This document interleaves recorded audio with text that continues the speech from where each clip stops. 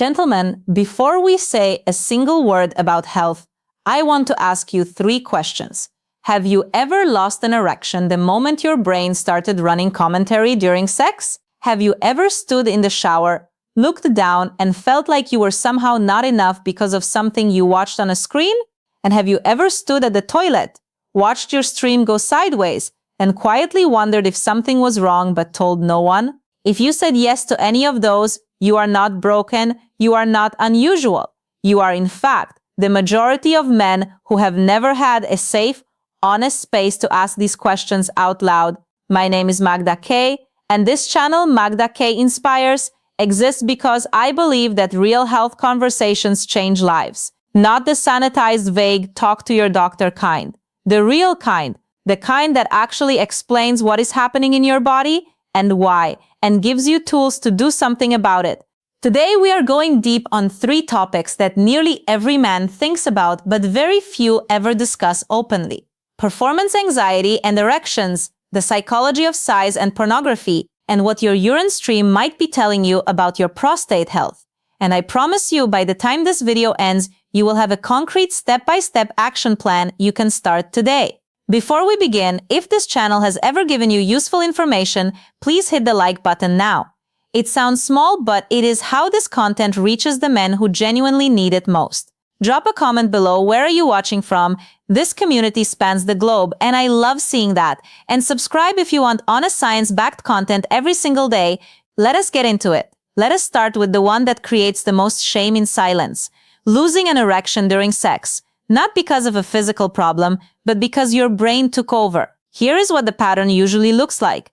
It happens once. Maybe you were tired, stressed, had a few drinks. It surprises you, no big deal, except the next time you remember it happened. And then your brain does what brains do. It creates a story. What if it happens again? The second time you are already half in your head before you have even started.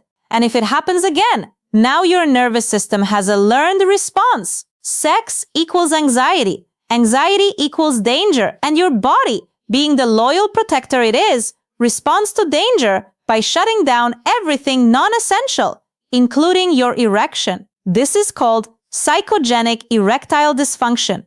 And here is the biology you need to understand. Erections are powered by the parasympathetic nervous system, that is your rest and digest mode, the calm, safe, present state. Anxiety activates the sympathetic nervous system, your fight or flight mode. Those 2 systems cannot dominate at the same time. When one is running, the other steps back. So when you are anxious during sex, your body is not malfunctioning. It is actually doing exactly what it evolved to do. It is prioritizing survival, blood to your muscles and your brain, not to your genitals. Research consistently shows that approximately 87% of erectile dysfunction in men under 40 is linked either to psychological causes or to early cardiovascular warning signals, not to irreversible physical damage. Because the arteries supplying the penis are among the smallest in the body, circulation changes show up there first before they appear anywhere else. So if you are regularly experiencing issues under 40, your body may actually be giving you a precious early warning. That is not something to fear. That is information to act on. So what do you actually do about this? Step 1, remove penetration from the equation temporarily. Focus on touch, closeness, kissing, intimacy without the goal of penetration. Your body will slowly relearn that this context is safe. Step 2, if you are in a relationship, communicate. Not in the moment, but before. When your partner understands what is happening physiologically, they stop interpreting it as rejection, and that shift in the room changes everything. Step 3, consider a short-term low-dose medication like titazotalib under medical guidance. It does not create desire, it simply provides physiological support while your nervous system rebuilds its confidence. Think of it like a cast on a healing bone.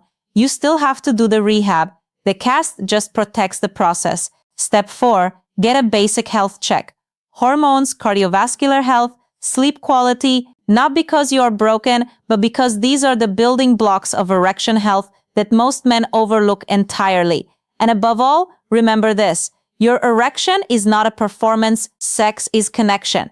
And the moment you release the pressure to perform and return to the experience of connection, You have already broken the anxiety cycle. Now let us talk about pornography and what it is quietly doing to the male psyche.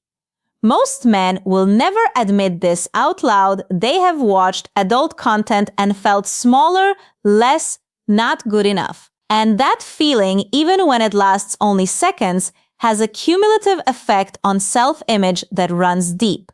So let us dismantle this completely, starting with the facts. The global average erect penis length sits at approximately 5.4 inches, and 99% of men fall between 4.3 and 7.2 inches.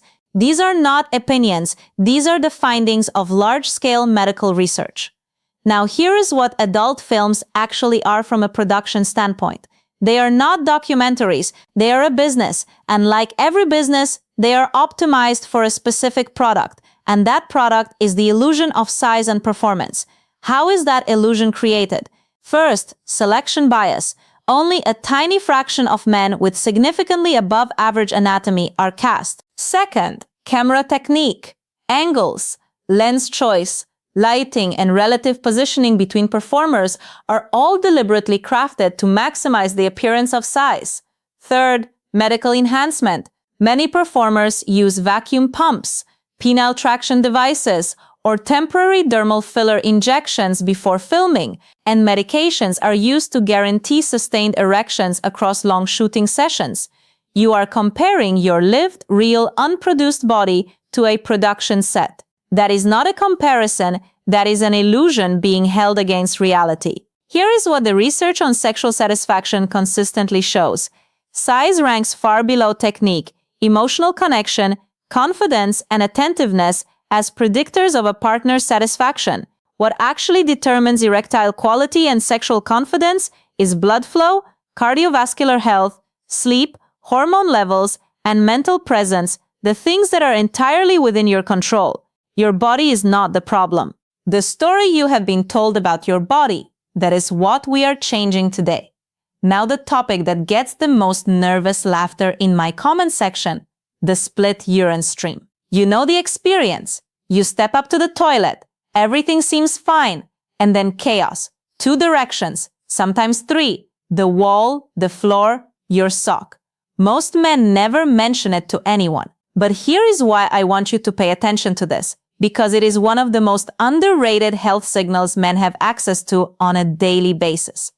The urethra functions like a hose. When that hose has a partial obstruction near the tip from dried semen or mucus after ejaculation, the stream splits temporarily and resolves within 1 or 2 urinations, completely normal, but there are more significant causes worth knowing. Benign prostatic hyperplasia, known as BPH, is an enlargement of the prostate gland that affects a large percentage of men over 50 and increasingly men in their late 30s and 40s. The prostate wraps around the urethra, and as it enlarges, it constricts the flow. The symptoms to watch for: not just splitting, but weak or interrupted flow, hesitancy at the start of urination, dribbling at the end, a feeling of incomplete emptying, or waking 2 or more times at night to urinate. These are your body's prostate signals, and they are worth taking seriously, not with panic, but with attention. Simple habits that support urinary and prostate health: stay well hydrated, avoid holding urine for extended periods, take your time when you urinate, do not rush the process or strain. If your symptoms are persistent, progressive, or affecting your quality of life, see a urologist. BPH has several highly effective treatments, and you do not have to simply accept declining urinary function as a normal part of aging. It is common, it is not inevitable. Now let us pull everything together into a clear, practical plan. For performance anxiety, get a basic health check first. Then begin reducing pressure by separating intimacy from penetration-focused sex. Consider short-term medical support like low-dose testalizade while you rebuild confidence, and remember that therapy or sex coaching can be transformative here, not because something is wrong with you mentally, but because breaking the anxiety loop often requires external support. For size and self-image, stop measuring yourself against a production set. Redirect that mental energy into cardiovascular fitness, because what strengthens your heart strengthens your erections. Focus on confidence, presence, and connection, and consider reducing pornography consumption if it is creating unrealistic benchmarks, not from a moral position, but from a psychological health position. For urinary and prostate health, start tracking your symptoms simply. Stream strength, frequency, nighttime urination. Drink enough water.